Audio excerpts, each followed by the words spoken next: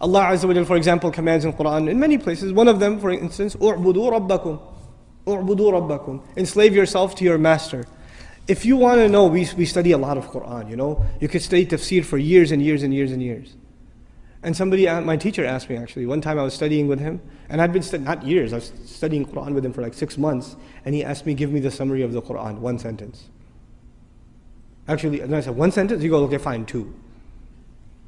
So he wants a summary of the whole Quran in 2 sentences.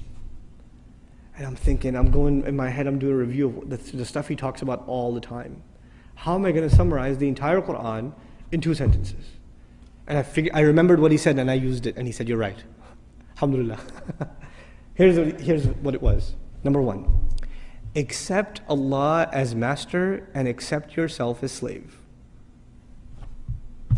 A lot of people accept Allah as master, but they still don't accept themselves as slave. Just accept it. Internalize that He is master, you are slave. Accept that. Number 1. And after you accept that, the second sentence, accept that this guidance is only beneficial to people who accept themselves as slaves. That's it.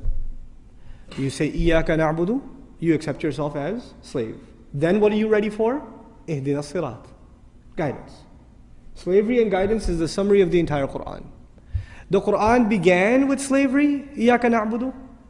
It begins with slavery, and at the end, again, he calls himself master, which alludes to us as what? If he's the master of the people are his slaves. Ends with slavery. So this is the heart of the matter. A lot of people have no hard time accepting Allah as the creator. That's okay. That's not the hard part. Or accepting Allah as merciful, or as wise, or as powerful, or as one. All of that stuff's easy. Because you know, if you accept Allah as one, there may not be any implications on you. Allah is one, that's nice, I'm still going to do what I'm going to do. Allah is really merciful, great. I still have my life. But if you say Allah is master, then what does that make me? That makes me slave. And to put it in very simple terms, the difference between a free person and a slave person is very simple. It's not a complicated subject. The difference between a free person and a slave person is a free person does whatever he or she wants. What does a slave do? A slave cannot do what he or she wants. If a slave did what he or she wanted, then they would be considered free. The only thing that makes them a slave is they do what the master wants. If you accept that your will comes under the will of Allah, your will has to be submitted like a slave before the will of the master. Then you've understood what this book is, what this message is.